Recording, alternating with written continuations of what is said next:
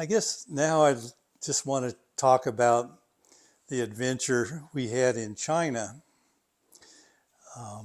It's sort of a story that illustrates, that God can use you even when you're confused and you don't know what to do, and you don't know a lot.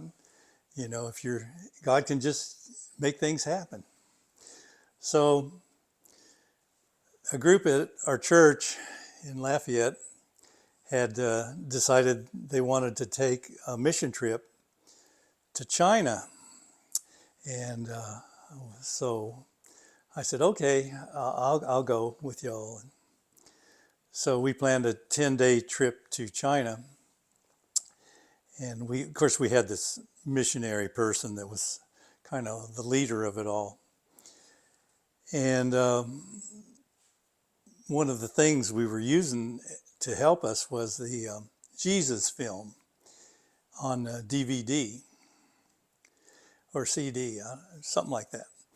Anyway, all computers back then used to have DVD players in them, and or CD players, and you could play this film. It's a movie about Jesus based on the Gospel of Luke, and it's almost exactly the same as Luke, and it's has these actors in it. It's really great. I'll put a link to it in the description.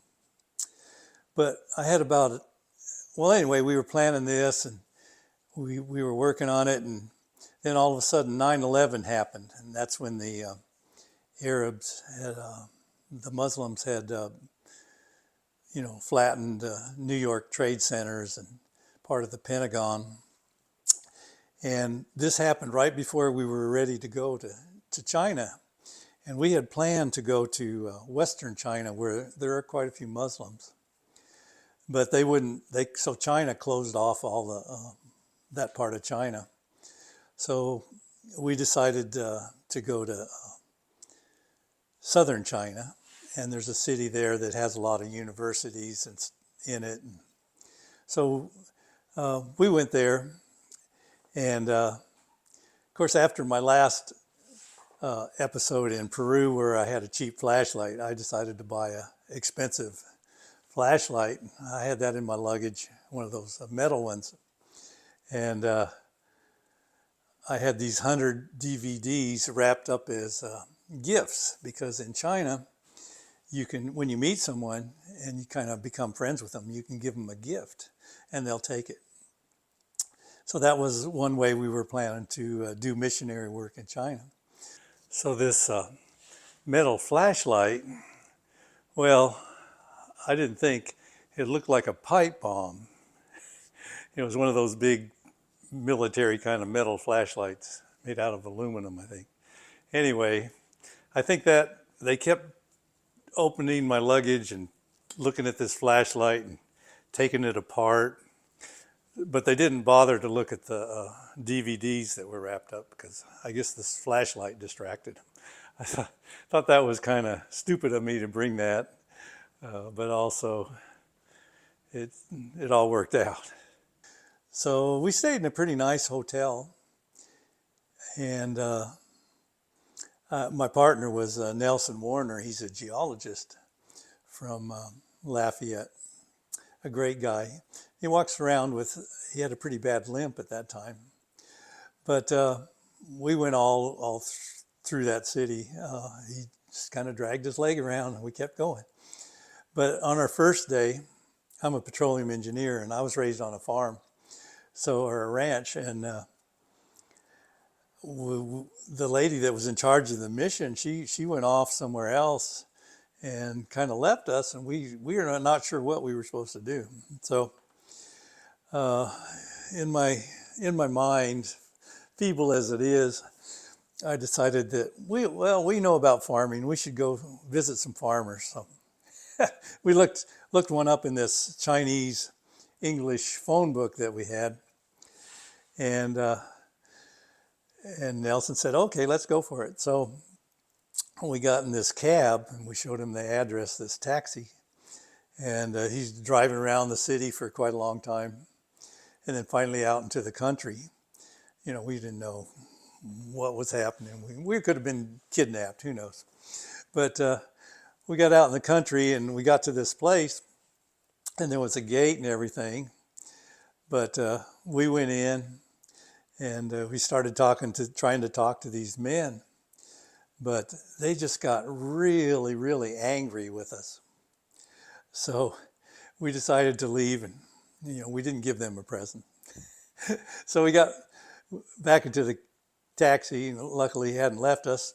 And we went back to the city, and that night at the team meeting, everybody was talking about, all this stuff that they had done or what had happened with them. And some of them had even gone to radio stations and talked with people. But we had to say, well, we went out in the country to this farming place. And they wouldn't talk to us. And they were going, you did what? So anyway, so the next day, Nelson and I, he's a geologist, so we decided we'd go visit a geologist. So we look up the address and we go walking through the town, the city.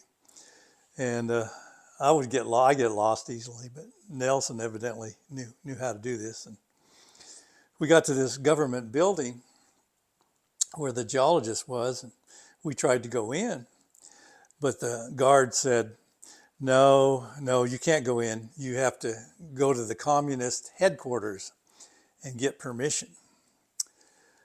Well, the headquarters was like a block down the street. So, you can't just get permission to talk about Jesus, in communist China. So anyway, we went down to the communist headquarters, and we went in the building, and we just kind of sat around in the lobby for a while. Then we went back out, and we went back down to the geology building. And I guess the security people thought we had gotten permission because they could see us going into the communist building. But anyway, we went in. They didn't stop us this time, and we went in, started asking people if anyone spoke English. And this lady, she took us to she said, yeah, she took us to this geologist guy that we wanted to see, actually, and took us to his office, and we started talking to him, and he was just amazed that we came all the way from the USA to see him, and he was real curious about why we were there and why we came to see him. But we talked with him, and he gave us tea and cookies, and we had a great visit with him. And he asked us if we wanted to play ping pong. We said, sure. And this building was like a square courtyard, 2 or 3 stories. And in the middle, there was a courtyard, and all the people were, they all came out on the balcony, and they were watching us play ping pong with this geologist guy. And he was probably 55, 60 years old. Really nice. And of course, he slaughtered us at ping pong. Then he wanted to play badminton. We did that, and he slaughtered us at that. But we had a fun time. And so we went back to his office, and we gave him one of these presents, these Jesus film gifts that was wrapped up, because he had a computer and he had a DVD player and all that. So we gave him the gift, and then we left. And a few days later, we went back and saw him again. And he had watched the film. The film is translated into Chinese and all. And he had watched it, and he was just really amazed by it. He really was interested. And so we talked about it with him and all this. And Nelson got his email, and Nelson and him, they kept communicating by email for quite a while. And eventually, this geologist, he wanted to become a pastor and everything. He became a believer. And this is one incident where it just kind of shows you how you can stumble around, and the Holy Spirit or God can just make things happen even if you don't have a clue what's going on. And that's a lot of my missionary experiences are like that, or any experiences I have. So um, we did a lot of stuff in China. We met a lot of people there. We met some pastors. We would walk around meeting people, and people wanted to talk to us because they wanted to practice their English, students and stuff. And we met some pastors, or a pastor that had actually been in prison for his faith, and at some church that we went in. And we were having lunch one time, and these American came up to us, and we were talking with them, and it turns out they were from the United States, but they were English teachers, and really they were missionaries disguised as English teachers. And they were telling us about their experiences and all the the study groups and stuff they had, and all the amazing things they were doing. And so it was just really great. And then we went to to their home church one Sunday, and it was just so great. These people were so joyful, so excited. They had their whole families there, and so these are the real missionaries. We're just kind of hobbyist missionaries, and so I got their names and stuff, and I supported them for a while. And so after the last video, you're probably wondering if we got to eat any strange foods or do anything strange in China. Because, on the Peru thing, we ate monkey.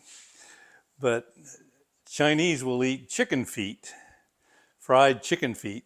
And we had some of that for breakfast. They get a lot of their chicken feet sent over from the United States, because United States, we don't eat chicken feet usually. But the other thing is they have dog restaurants there. Of course, we had some women with us that were dog lovers, so we couldn't go in any dog restaurants. We went down one of those rivers. I forget the name of the place, where they have these tall mountains that just come right up out of the ground. And we took a river tour through that. That was amazing. And our pastor, he drank some snake wine. We had a snake in the bottle with the wine. I didn't do that. So the other thing we got to do is walk on the Great Wall of China. Hiked around on the Great Wall for a while. That was kind of cool. And we went to Tiananmen Square and toured that. Of course, I didn't want to go and see Mao's body, because he was just a communist killer. But anyway, we had a great time in China. So another thing that's happened in my life, just by saying yes to opportunities that come up. That's the thing. You got to say yes to opportunities that present themselves.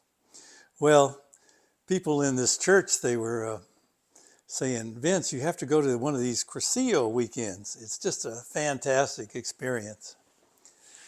But, they were kind of secretive about what really goes on there. It was like 3 or 4 days you were at this thing. Well, it was in Woodruff, Louisiana, at one of these churches they have, like in the woods, retreat centers. So finally I went, and it was an amazing weekend, about the love of God and the love of community. And so, it was just so fun. They did all these skits, and, we ate, and we had just a great time. And so at the end, they were asking, well, who would like to put this program on, like in Angola prison? Of course, everyone wanted to be part of the team in Woodruff, Louisiana, for more church people. So I thought, well, okay, I'll say yes. And I raised my hand and, tried to sign up. But it actually took me 3 tries to actually get on the team going to Angola. I found a lot of times you have to try 3 times to get something to work. But anyway, we had this, it's called Kairos Ministry in Angola Prison. Angola Prison used to be one of the worst prisons in the United States. Really, really bad place. They have, that's where the prisoners work in the fields, and anyway, I had signed up for this, and you had to go like 6 weekends. You had to be part of this team membership of 35 men on this team. It's very extensive. You put on all these programs and give these talks and serve all this food, and you have to make 100 or get somebody to make 100 dozen cookies for each team member, and you have to write like 40 letters, and they hand them out to the inmates. So they get all these letters and they get all these cookies and all this food. And so they would try and recruit the worst of the worst ringleaders to come to these things.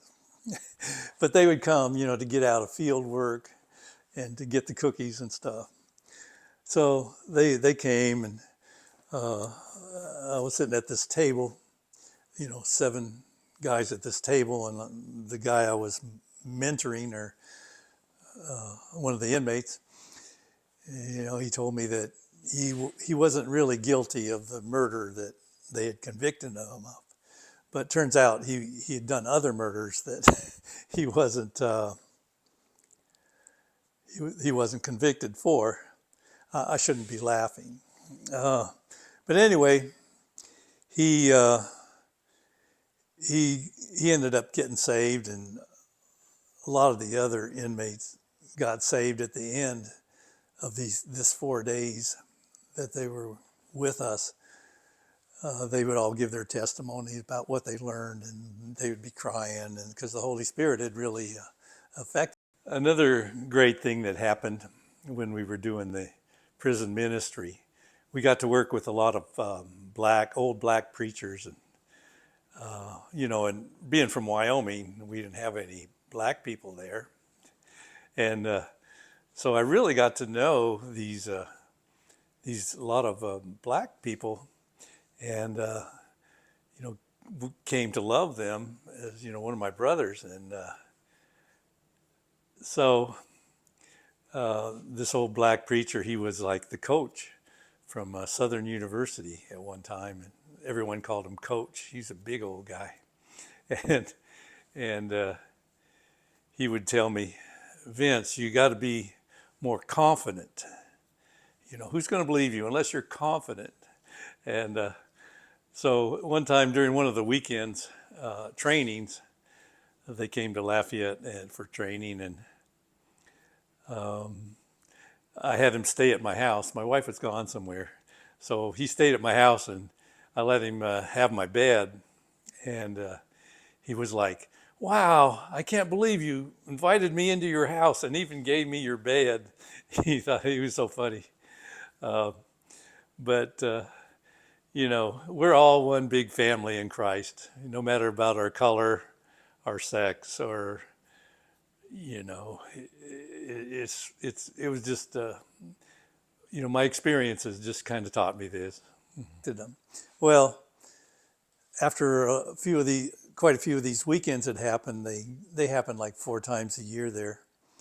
Well, now Angola Prison it's a pretty great place, because they have seminaries there and churches there. And the warden, he came and talked to us. He said that we had completely changed the whole place. So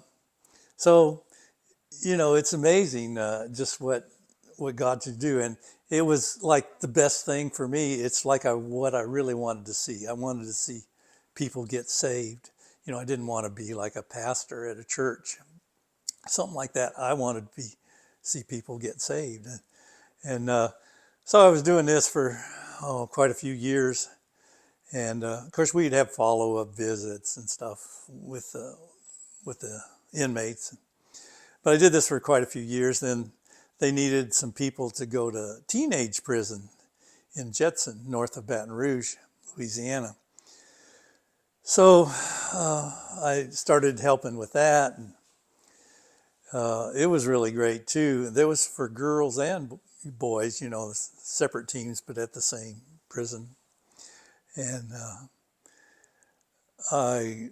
so I started focusing on that, and pretty soon the leader retired or something, and so I became the leader by default, probably. Anyway, I was a leader for that prison fellowship, and we would put on these seminars that lasted 2 days, and at the end, there would be like 10 teenage boys on their knees receiving salvation, and it really affected me. I really like seeing that. But I guess a funny story, one time we'd gone up for the second day, and that was Sunday morning, and the security, they didn't want to go in and wake up the boys that Sunday morning because they had stayed up late and partied or something that night, and they were hesitant about going in the dorm and waking them up. So I says, "Oh, I'll go in and wake them up." So I go in there, and I'm like pulling on their foot and stuff and shaking them, and I talked them into coming back to the seminar, but there's just some of the crazy things that happen. Well, some other happy or amazing things that happened in my life, and some not so happy, I guess. But my wife in Lafayette had gotten a brain disease called Pick's disease, and kind of like dementia or whatever. And so I took care of her for 5 years, and then she passed away. But the whole time I felt God being really close to me, because I was doing things I never thought I could do. And we had 2 teenage daughters, and they turned out to be wonderful women. But anyway, after she passed away, I went on christianmingle.com, and I met this woman in Monterey, Louisiana, named Hazel, and her daughter had actually signed her up on this dating website, just like in the movies, where the daughter types in the mother's data and stuff. And that's how I met her.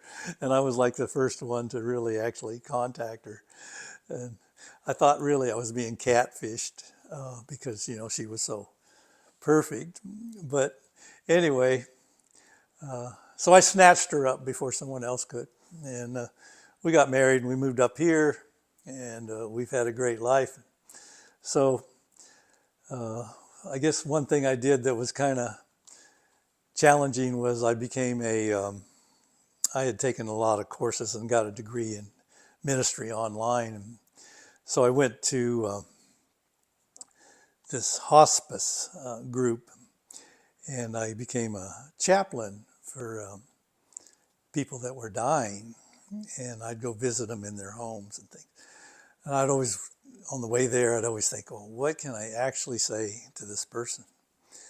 And, I never really knew, but I would always think about that part in the Bible where Jesus says, "I am the vine, you are the branches. If you stay connected to me, you will have life, you will have joy, you will have knowledge, you will know what to do." And so I'd always think about that, and then I'd go visit. And the people were always very happy that I came to visit them and share with them, and pray with them. So that was quite an experience, and I wouldn't have wanted to have missed that. One of the things we did, or happened, was the lady that she always wanted me to visit her even more than I got I got paid for her more than I wanted, I was supposed to. But she ended up moving to a nursing home, and I still visited her. But she wanted to be baptized in the nursing home. So we said, well, I don't see why you couldn't be baptized in the nursing home. And so told the administration, and they arranged it so that one of the sauna tubs, the whirlpool tubs or whatever, we baptized her in there, and all the nurses were there. And it was the first baptism ever in that nursing home. And so that was kind of a great, fun experience. And then now I kind of substitute teach at the local school, and I get to see the kids there a lot. Enjoy that. I'm kind of waiting to see what new adventures might happen in my life. I'm 75 and living large.